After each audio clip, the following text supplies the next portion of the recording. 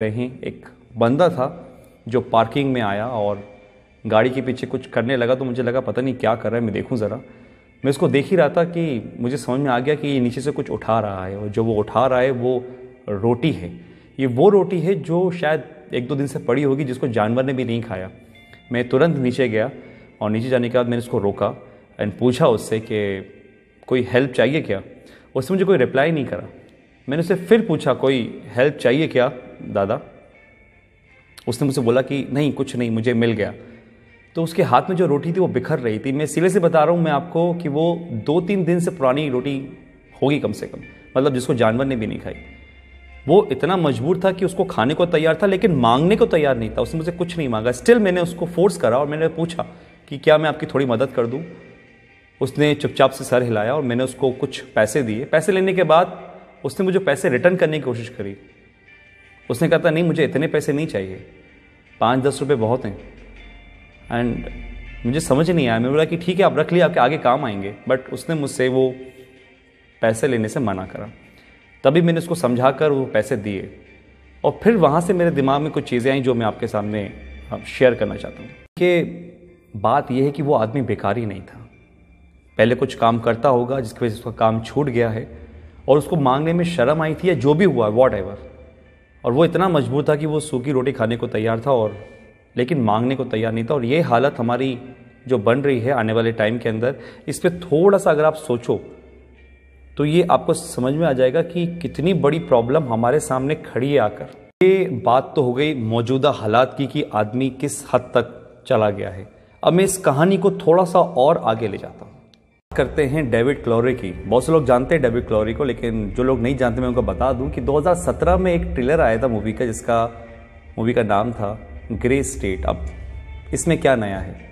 नया ये था कि जब ये मूवी रिलीज़ होने वाली थी उसके कुछ टाइम पहले ही डेविड क्लोरी को उसकी वाइफ और उसके बच्चे के साथ गोली मार दी गई। रीज़न रहा होगा कि एक डायरेक्टर को उसकी बेटी और वाइफ के साथ मार दिया जाता है मूवी के रिलीज़ होने से पहले, और वो मूवी नहीं बनती है। ऐसा क्या दिखाना चाहते थे डेविड उस मूवी के अंदर जो 2017 में आनी थी? लेकिन उसका ट्रेलर ज़रूर आया था, और उस ट्रेलर के अंदर ऐसा कुछ दिखाया ज़रूर था जिसमें बताया गया था कि आने वाले टाइम के अंदर लोग एक दूसरे के पास जाने से थोड़ा डरेंगे, यानी कि सोशल डिस्टेंसिंग मेंटेन करेंगे। लोगों को एक घर में कैद कर दिया जाएगा, यानी कि लॉकडाउन होगा।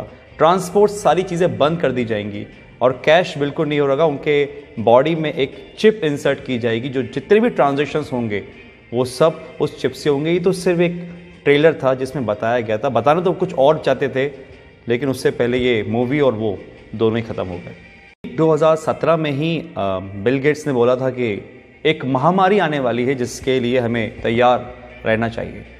और ठीक 18 अक्टूबर 2019 को बिल गेट्स ने एक मीटिंग में बोला कि अब जो वॉर होगी कंट्रीज़ के बीच में वो मशीन से नहीं होगी, वायरस से होगी। और अभी आप जानते हैं बिल गेट्स को लेके क्या कंट्रोवर्सी चल रही है। आपको लग रहा होगा कि दो वीडियो का आपस में क्या कनेक्शन है। कुछ लोग समझ रहे होंगे, कुछ लोगों को समझ में नहीं आ रहा होगा। तो यहाँ पर एक यू टर्न आता है और मैं आपको ले जाता हूँ 1980 में। 1980 के अंदर एक ऑर्गेनाइजेशन बनी जिसका मेन मकसद था इस पूरी दुनिया में एक पावर होना, यानी कि पूरी दुनिया को एक पावर चलाना। और उस पावर को उन्होंने नाम दिया था न्यू वर्ल्ड ऑर्डर। ऑर्गेनाइजेशन में ज़्यादा लोग नहीं थे, कोई सीक्रेट 100-150 लोग होंगे। और एक बहुत डरावने वाली बात इस ऑर्गेनाइजेशन की ये थी कि वो इस दुनिया की टोटल आबादी को 50 करोड़ में लाना चाह रहे थे, 50 करोड़ में। उनके टारगेट में थे वो देश जिसमें सबसे ज़्यादा पॉपुलेशन है, जिसमें हमारा इंडिया भी होता है। सब के लिए उन्होंने एक प्लान बनाया जिसका नाम था MMP, mind control, money control, population control. Control यानी कि आदमी खुद से कुछ ना सोचे, जो वो चाहें वो आप सोचो, माइंड कंट्रोल। और ये किसके थ्रू होता? मास मीडिया के थ्रू। जो मीडिया में दिखाया जाएगा वो आदमी सोचेगा।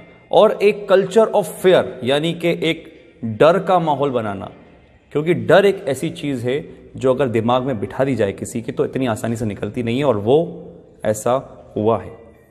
आज बहुत से लोगों का माइंड कंट्रोल करती है मीडिया, जो वो बोलती है वो आप मानते हो। और कल्चर ऑफ फेयर, डर का माहौल, ये तो आपने देख ही रहा है जो आजकल चल रहा है। कंट्रोल यानी कि आदमी जितना हो सकता है लेस कैश, कैशलेस, या जितना हो सकता है टोटली डिजिटल, और वो आपके सामने ही है। आज हमारी डिजिटल करेंसी किस तरीके से बढ़ रही है आपको पता ही है। पॉपुलेशन कंट्रोल, और वो कैसे होगी? जिस देश की आबादी बहुत ज़्यादा, जहाँ पे बहुत सारे लोग हैं, क्योंकि एक देश की ताकत उसके लोग ही होते हैं, वहाँ की पॉपुलेशन ही होती है।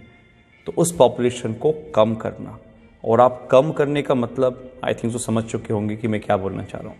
इतनी बड़ी ऑर्गेनाइजेशन चला रहा है, कौन ये सब कर रहा है, ये सब आपको आने वाले टाइम में अंदर पता चल जाएगा। क्योंकि आने वाले टाइम में सिर्फ दो लोग रहेंगे, एक वो जो काम करेंगे, एक वो जो काम करवाएंगे। अगर मैं इसको स्ट्रेट फॉरवर्ड बोलूं तो राजा और गुलाम। एक वो लोग जो इस दुनिया पे राज करेंगे, और एक वो लोग जो उन राज करने वालों की गुलामी करेंगे। ऑर्गेनाइजेशन का एक एजेंडा था, एजेंडा 21, यानी कि 2021 तक इस काम को पूरा करना, और 2020 जब से स्टार्ट हुआ है, आपको पता है सब क्या हो रहा है। लाखों लोग हैं जो समझ पा रहे हैं इस बातों को, लेकिन करोड़ों लोग हैं जो इस बातों को नहीं समझ पा रहे। एजेंडा 21 2021 तक इन काम को पूरा करना, और अगर सीरियसली इस बातों में कुछ भी सच्चाई है तो हम बहुत बड़े खतरे में गाइस। ये वायरस आया जो कि हमारा है नहीं, किसी और देश से आया है। हम आपस में ही लड़ रहे हैं, कोई धर्म के नाम पे तो किसी काम के नाम पे। और जो इस एजेंडा का सबसे बड़ा फंडा था कि लोगों को आपस में लड़वा दो, आज हमारे घर में हम छोटी छोटी सी बातों पर विवाद कर लेते हैं। आज अगर हम घर से बाहर निकलते हैं तो हमारे घर वाले इस चीज़ के लिए प्रोटेस्ट करते हैं कि भैया घर से बाहर नहीं निकलो, बाहर जाओगे तो मर जाओगे। ये दिमाग में हमारे किसने भरा? कौन कंट्रोल कर रहा है हमारे दिमाग को? आप खुद समझदार हैं। बहुत से लोग बोलेंगे कि यार ये तो कुछ कहानी जैसी लग रही है, तो कहानी ही सही, क्योंकि जो अभी मौजूदा हालात हैं कोरोना से लेकर, ये भी कोई फिल्म की स्टोरी से कम नहीं है, जो बढ़िया से स्क्रिप्ट करी गई है और बहुत अच्छी तरीके से प्ले हो रही है। मैं आता हूँ अपनी पुराने वाली बात पर कि जो सुबह मेरे साथ इंसिडेंट हुआ कि एक मध्य वर्ग का आदमी जो लोअर मिडिल क्लास है, जो शायद कुछ भी काम करके काम चला रहा था, वो मांगने को नहीं तैयार है। वो 3 दिन पुरानी रोटी खा लेकर छुप कर उठाकर, लेकिन वो मुझसे पैसे लेने को तैयार नहीं था। मैंने फोर्सफुली उसको पैसे लिए थे। ये हालात है। तो एक मैसेज तो ये है कि अगर आपके आसपास कोई देखे जो हो सकता है मजबूर हो, लेकिन शर्म के मारे नहीं मांग पा रहा हो, तो उसकी आप ज़रूर मदद करिएगा। इतना तो हम लोग अंदाज़ा लगा लेते हैं कि कौन परेशान है कौन नहीं। दूसरी बात, अगर ये बात सही है कि जो 1980 में एक एजेंडा चला, एजेंडा 21, डर का बिजनेस, अगर ये सही है तो गाइस आप लोग समझिए, संदीप महेश्वरी, मिस्टर रॉय चौधरी, ऐसे बहुत से लोग हैं, बड़े बड़े डॉक्टर्स हैं जो आपको समझाने की कोशिश कर रहे हैं कि इसका मॉर्टेलिटी रेट बहुत कम है, 0.01%। 1000 में से एक इंसान मर रहा है, तो फिर किस बात का इतना हाहाकार मचा हुआ है? जस्ट बिकॉज ऑफ, क्योंकि हम जो न्यूज़ देखते हैं वो मीडिया से आ रही है। बात वही है, हमारे दिमाग को कंट्रोल करा जा रहा है, हमारे पैसों को कंट्रोल करा जा रहा है। आज हमारे पास इतनी आज़ादी नहीं है कि हम खुद का काम कर सकें। किसी के कहने पे हम दुकान खोलते हैं, किसी के कहने पे हम दुकान नहीं खोलते। ये हक हमसे छीन लिया गया है, पैसा कमाने का हमसे छीन लिया गया है। हम खुद से आज कुछ नहीं कर सकते। ये कहीं वो एजेंडा 21 तो नहीं? अगर है तो आज डर छोड़िए, अपनी इम्यूनिटी पे काम करिए, दिमाग लगाइए, लॉजिक समझिए।